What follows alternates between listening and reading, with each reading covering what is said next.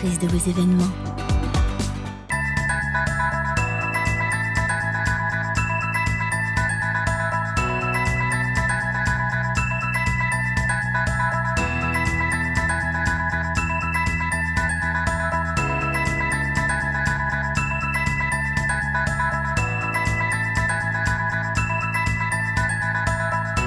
Bonjour mesdames, messieurs, bienvenue à Série Rugby, votre web TV dédiée au rugby languedocien de la 4e série à honneur.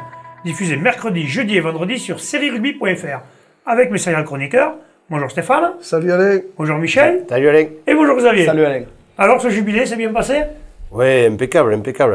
T'as fait tomber ton quota, il paraît. J'ai perdu mon pourcentage de 100%, je suis passé à 80%. C'est pas mal, il y a des buteurs en top 14 qui n'ont pas 80%. Mais comme je m'étais permis d'allumer un grand buteur du championnat, donc du coup j'ai mis un t-shirt à son nom Voilà. pour me faire pardonner. C'était le gage, voilà. D'accord. Où sont passés les Audois?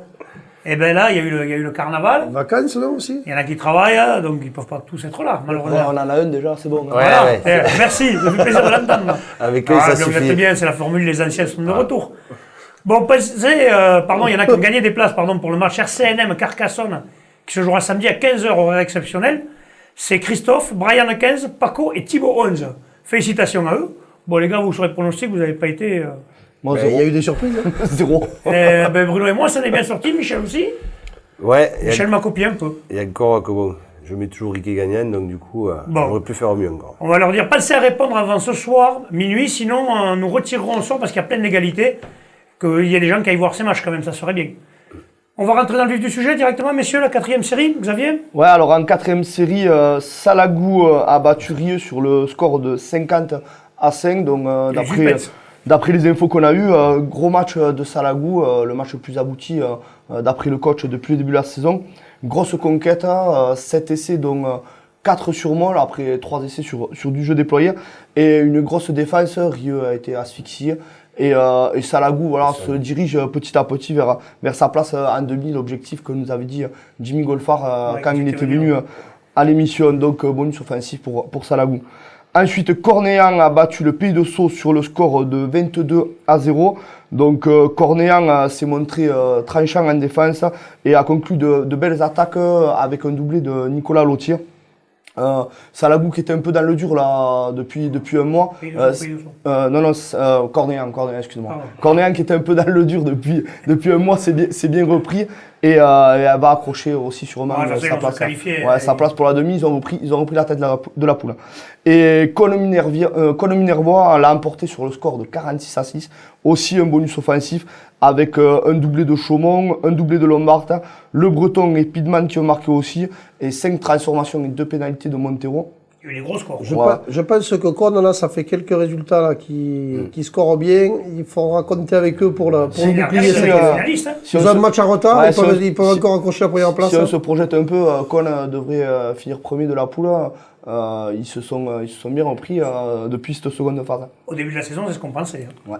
Allez, passons à la 3e série. Michel. Alors en 3e série, Saint-Jean-de-Védas s'est imposé face à La Palme, donc largement, 31-16.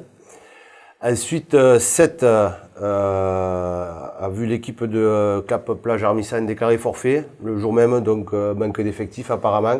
Dommage. Donc dommage, le match n'a pas pu avoir lieu.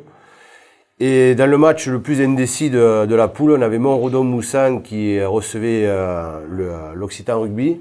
Donc un match qui avait beaucoup d'enjeux parce que le vainqueur allait certainement se qualifier pour les demi-finales.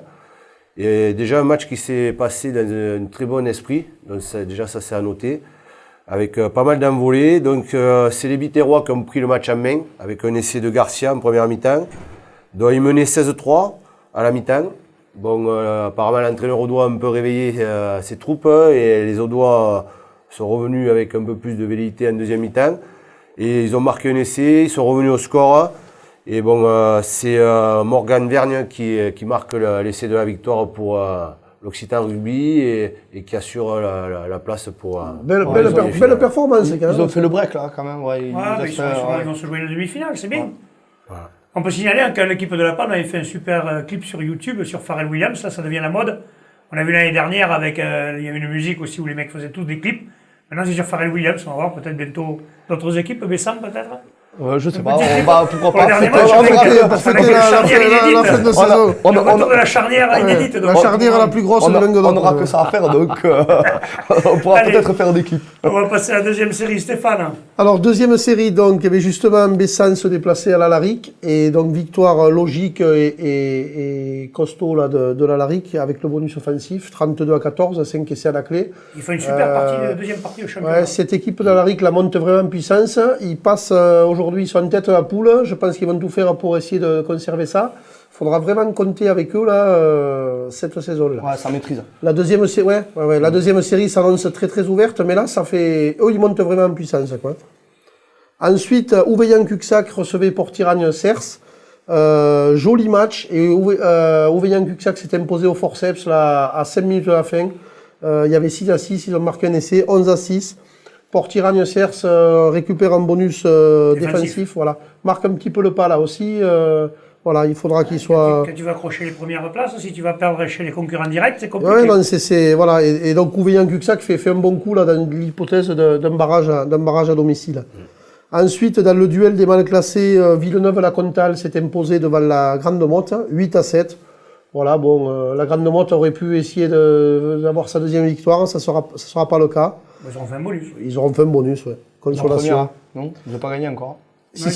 Ah non, c'était là. Ah oui, ils avaient fait match nul. Ils avaient fait match nul, ouais. Ils cherchaient leur première victoire. Ils n'ont pas Pardon, encore ouais. vu, ils n'ont pas encore Ouais, vu. ouais. Ils avaient fait match C'est nul la deux jours seule à équipe domicile. d'ailleurs pour l'instant avec.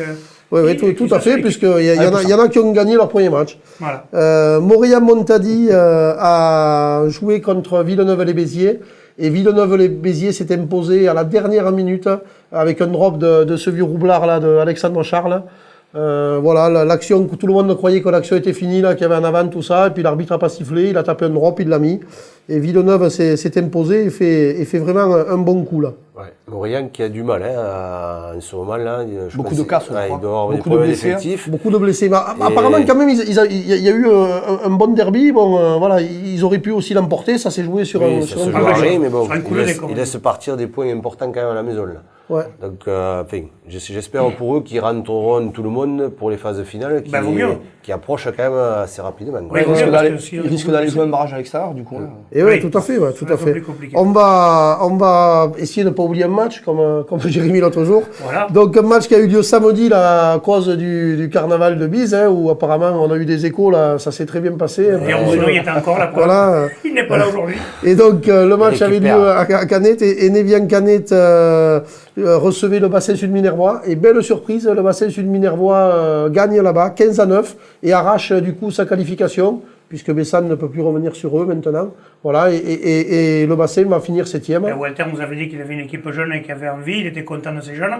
Il doit être encore plus ravi là maintenant. Ouais, donc bon, c'est un match qui, ça restera peut-être pas dans les annales, mais enfin bon, ils ont voilà, Aussi, l'important c'est pour le seul Canet ne pour vient ce- perdre à Canet, ça va leur rester en travers de la gorge. Ou alors, Ouais, donc il c'est- y a eu un petit arrangement entre amis là, non ça. apéro gratuit pour les Canetois. Ouais, Ouais, faut carnaval, pas, on va pas dire jusque là, je pense pas, je pense pas ça qu'ils reste du rugby. mais Allez, revenons Je maintenant rigole. à la première série, Xavier. Alors en première série, Nissan Colombier l'a emporté avec le bonus offensif contre Luran 15. Luran vit une saison difficile. On espère pour eux que la saison prochaine, ça ira mieux. Dans tous les cas, voilà, ils ont gagné qu'un seul match. Dur et Nissan se remet en course pour la qualif. Ça se jouera sur la dernière journée avec Mogio. Vinassan, surprise à Vinassan qui l'a emporté de belle manière contre Saint-André sur le score de 16-8. Il y avait 16-0 à la mi-temps avec un essai de Rivas, 3 pénalités d'Acacio et une transformation. Saint-André qui revenait par un essai sur la fin de match. Mais voilà, une victoire méritée de Vinassan avec un gros match de ses avant. À savoir que Saint-André est hors championnat de France. On a eu, voilà, on a eu des On a eu échos, l'info. donc l'appel est tombé, donc en Saint-André fait est hors ils championnat de ont, France. je sais plus combien, 85 semaines. voilà, donc semaines, ils sont ouais. hors championnat de France, ils vont être rétrogradés là dans le classement au Languedoc, mais ils pourront participer au championnat de Languedoc. Ouais, ils vont tout faire pour gagner la finale du Languedoc. Voilà, Ouais, enfin, bon, tout dépend de combien de places ils vont tomber, parce que s'ils jouent pas à domicile, c'est plus compliqué là-bas. ça se jouera sur la dernière journée entre Cruzy Saint-Chilian et Vinassan, mais voilà, les deux peuvent encore finir premier de la poule. Ensuite, Trèbes l'a emporté avec le bonus offensif contre Moguio-Carnon sur le score de 33-10. Il y avait 21-7 à la mi-temps, voilà, il n'y a pas eu photo. Trèbes s'est bien repris et est en course pour un barrage à C'est pareil, domicile. ils ont fait une bonne deuxième partie au championnat. Ouais. Enfin, moi, je les ai trouvés forts en début de saison et il a fallu le temps que la mayonnaise prenne, je pense. Mais ce sera un bon outsider, je pense. Là, il va y avoir une belle empoignade aussi en première série. Là. Ouais, Périac-Bage l'a emporté 26-17 contre Bram. Cette défaite, je crois, élimine Bram. Il y avait 13-7 à la mi-temps, 4 essais pour Périac, 2 essais pour Bram. Périac se positionne comme un outsider pour ces barrages. Je crois qu'ils sont 5e, ils iront sûrement chez le 4e. Et la surprise de ce week-end, Cruzy Saint-Chinian qui a perdu à domicile contre Montréal sur le score de 20-22. C'était l'ouverture de la pêche, non? L'ouverture de la pêche à la truite, à mon avis. Il est pour quelque chose. Le match se jouait à Cruzy. Pourtant, Cruzy Saint-Chinian menait à la mi-temps sur le score de 17-10. Mais voilà, ils sont tombés sur un gros buteur. Un gros buteur de Montréal. Attention à cette équipe de Montréal qui a quand même des arguments aussi. Gros buteur là, de Montréal Ligonnais là, qui met 5 pénalités, une transformation. Et Montréal méconnaissait, mais gagne quand même le match contre Cruzy Saint-Chinian qui en avait marqué 2. Montréal qui est sur une série de matchs. Plusieurs matchs extérieurs à domicile. Donc attention. Je ne sais pas si c'est que la pêche. Oui, il n'y a pas que ça. Pas sur la promotion d'honneur, Michel. Alors en promotion d'honneur, Poussin recevait les Rives d'Orbe. Donc victoire sans surprise de Rives d'Orbe, 24-10. C'était pas la pêche. Donc, on notera que c'était le dernier match à domicile du capitaine de Poussin, Franck Perrault, qui va prendre sa retraite. Donc j'espère qu'il ne fera pas comme moi et qu'il restera vraiment à la retraite. Parce que ces fois, les retraites ne durent pas longtemps. Ensuite, Prat de Pic Saint-Loup recevait Murville-Tézan. Donc Murville-Tézan qui s'est déplacé un peu plus ardemment, on va dire, qui a durci un petit peu le jeu et qui a mis en difficulté Prat de Pic Saint-Loup. Mais bon, malgré tout, ils ont été défaits 19-10. Donc ils reviennent sans voilà, ils reviennent sans points, mais bon, je pense quand même qu'au niveau de l'esprit, ils auront remonté autre chose. Villeneuve-les-Maguelones recevait Portel, là, match très important pour la qualif. Et ils ont été défaits à la maison, 15-20, contre Portel, une équipe qui apparemment revient bien en ce moment. Et donc, par contre, Villeneuve-les-Maguelones, là, un peu perdu toutes ses chances de se qualifier. Voilà. Ensuite, Toch-Corbière recevait Fleury-Coursan. Salle-Coursan, pardon, encore une fois. Oublier Salle. Ne l'oubliez pas, parce qu'en plus, demain, on va recevoir leur président, Frédéric Gaïssette, il te le fera dire. Fleury, Salle-Coursan. Il va me le faire dire comme il faut. Voilà. Bon, la tendance, ça ne les a pas empêchés de s'imposer 41-10 à l'extérieur. Donc là, ils déroulent complètement, 6 essais à la clé. Donc le bonus dans la poche. Et le dernier match, c'était Cuisa Esperaza qui recevait Olonzac. Olonzac toujours en difficulté au niveau de l'effectif. Ils sont déplacés à 17. Malgré tout, ils ont été valeureux, ils ont bien accroché cette équipe et ils sont défaits que 15-10. Ils ramènent un point de bonus défensif, ce qui leur permet encore d'espérer pour la qualification. Le dernier match, ils auront leur destin entre leurs mains. Voilà. Ça va se jouer entre Villeneuve-les-Maguelones donc, et Olonzac. Et Olonzac recevra Prat de Pic Saint-Loup, je crois.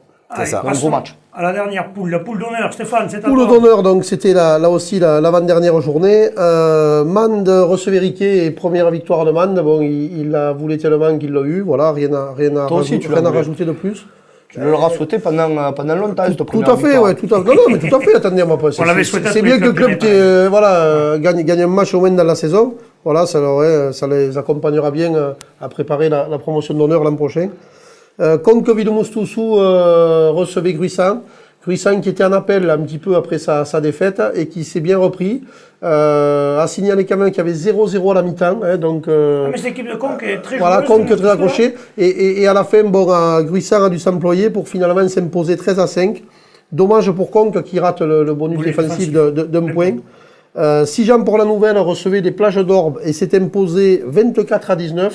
A signalé que Sijan a marqué un essai la dernière minute et s'est contesté apparemment, selon des sources héroltaises, qui est marqué, transformé, et il s'impose donc à la dernière minute. C'est la deuxième fois, je crois. L'autre jour, ils ont battu déjà Conque, je crois, à la dernière minute. C'est ça. Voilà, donc ça veut dire que c'est une équipe qui lâche pas et qui finit très bien les matchs. L'avenir bleu et blanc, bon, c'est pas une surprise, hein, bonus offensif contre Limoux. Par contre, encore un gros carton. Je pense qu'il est temps que les deux dinosaures là, montent en Fédéral 3 parce que ils n'ont rien à faire en honneur. Bon, on va leur souhaiter parce qu'ils le méritent. Ils ont bien préparé la finale parce de que, ce week-end. Là. Voilà, parce que Limoux, c'est quand même une équipe, bon, voilà, et 83-7, ça fait lourd, quoi, hein, 12 essais. Ouais. Et ensuite, Servian-Boujan, qui était en appel un petit peu après une période difficile, recevait Bédarieux, qui venait aussi pour prendre des points. Et belle partie de Servian-Boujan, qui s'est imposé 37-10 en marquant 4 essais, bonus offensif. Match plié à la mi-temps, il y avait déjà 25-3. C'est bien, belle réaction là, des jeunes Servianais parce qu'ils étaient un peu dans le dur avec un effectif un petit peu incomplet. Ouais. Et face à Bédarieux, qui est toujours difficile à jouer, c'est une belle performance. Et là, de ce fait, ils valident définitivement leur qualification. Parfait. Bon, ben messieurs, on va se retrouver demain. Bon pied, bon oeil. On recevra un invité, comme j'ai dit tout à l'heure, Frédéric Gaillet, président de Fleury Salcoursan. Très bien. Allez, au revoir. Rendez-vous demain, transpirez bien sur tous les terrains. Allez, ciao. Au revoir.